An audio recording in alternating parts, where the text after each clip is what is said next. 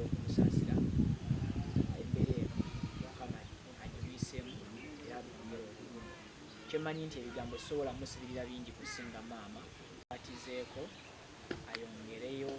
ebirooto bye kati nga omwana kozi byabadde mu birooto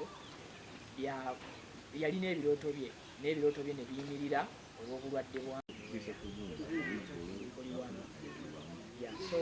bwakusaba muwe omulimu gwe yagusuulawo lwa maama we n'amufuula mulimo ate maama we n'amufuula.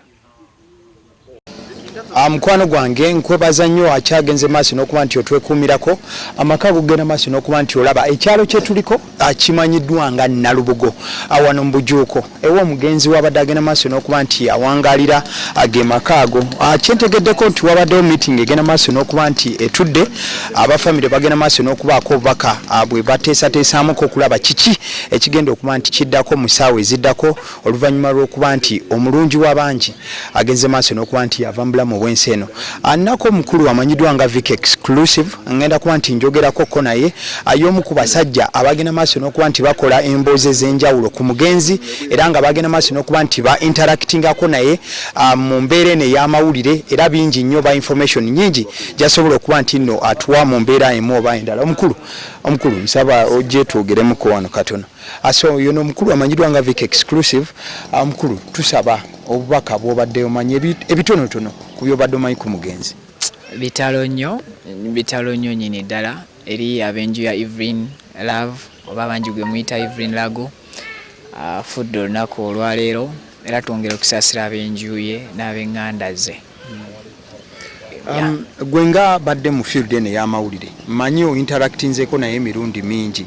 Omuntu wakubuuza Evelyn Lagu oyinza kumugamba ki nti Evelyn Lagu yaani kiki ky'oyinza okuba nti nno omugamba mu mbeera emu bayinda? Y'omu ku baali bafunyeko ku ttutumu ery'amaanyi naye ate nga tebeeraga. Y'omu ku bantu abatayisaamu maaso mu buli muntu whether oli munnamawulire oli muntu wa bulijjo ate nga muntu asiima kyonna ky'omuwa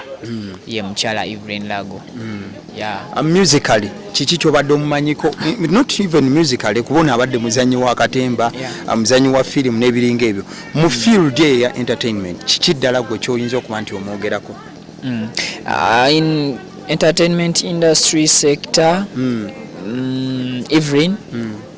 abadde loved kyensooka okugamba nti abayimbi gye bayayaanira okubeera ku stage Evelyn babadde nga bamusaasira busaasizi najja ku stage whereby nakollectingayo 2-5 oba 2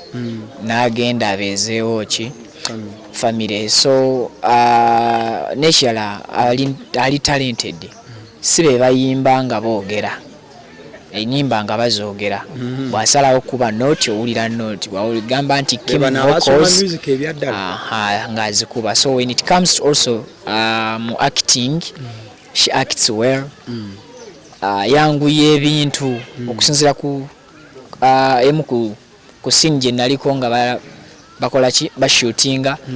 and of course n'ebigambo byentera okufuna ne director wa Zubairi family omukulu Bosa Dr. Bosa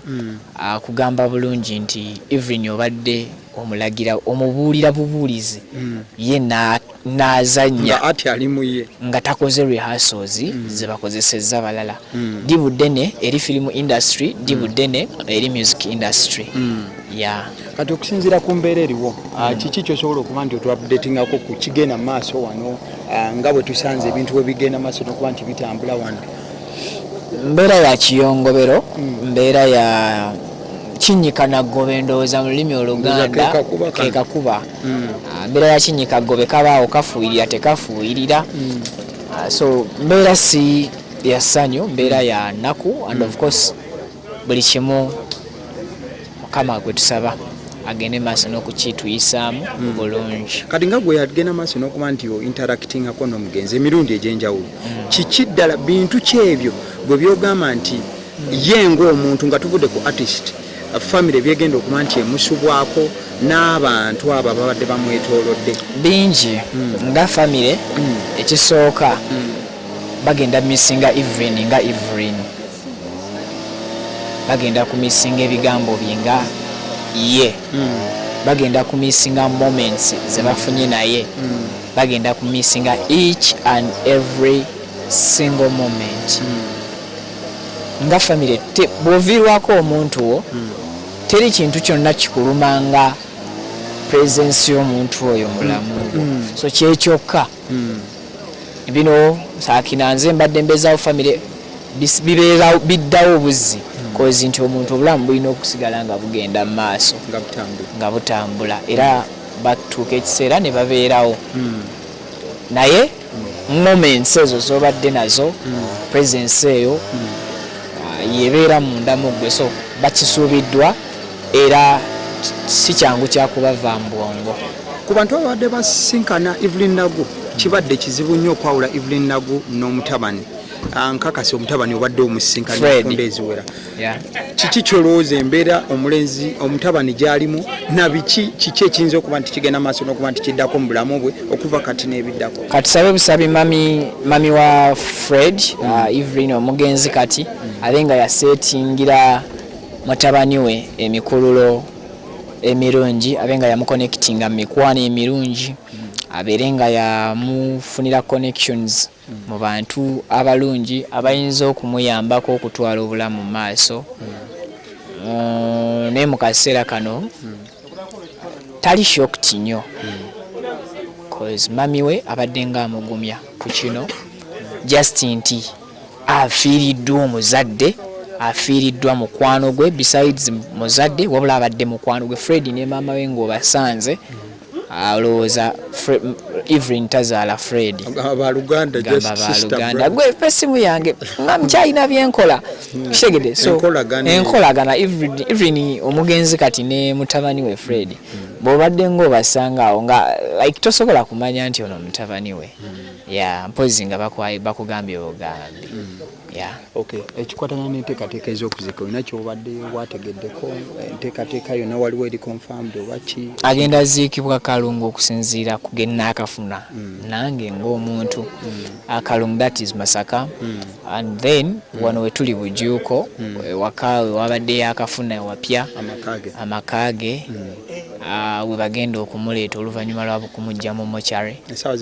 akyali mu mochari then bagenda kuba bamuleeta wano enteekateeka endala awo we family wegenda okwongera okuzitubula waliwo enteekateeka yogenda mu theatre oba ekintu ekifaananako bwe kityo family yeyina okusalawo oba ebawo olukusaba mutwaleko mu theatre oba nedda kale tweyanza nnyo mukwano gwange embeera ekyagenda maaso n'okuba nti ebeera amaka nga bogenda maaso n'ogalengera ge gabadde amaka g'omugenzi stories kyagenda maaso n'okuba nti ndo zeeyongera okuba nti zibaawo era information tugenda kuba nga tuwongera okuba nga tugikuleetera agaliwo ye YouTube channel kooli abasidio omusunsuzi erinnya video tewerabira kubanga ogimpeera ka like osobola okuba nti ofuna updates endala zonna nga wezigenda okuba nga zikutuukako. Thank you so much. Mwebale.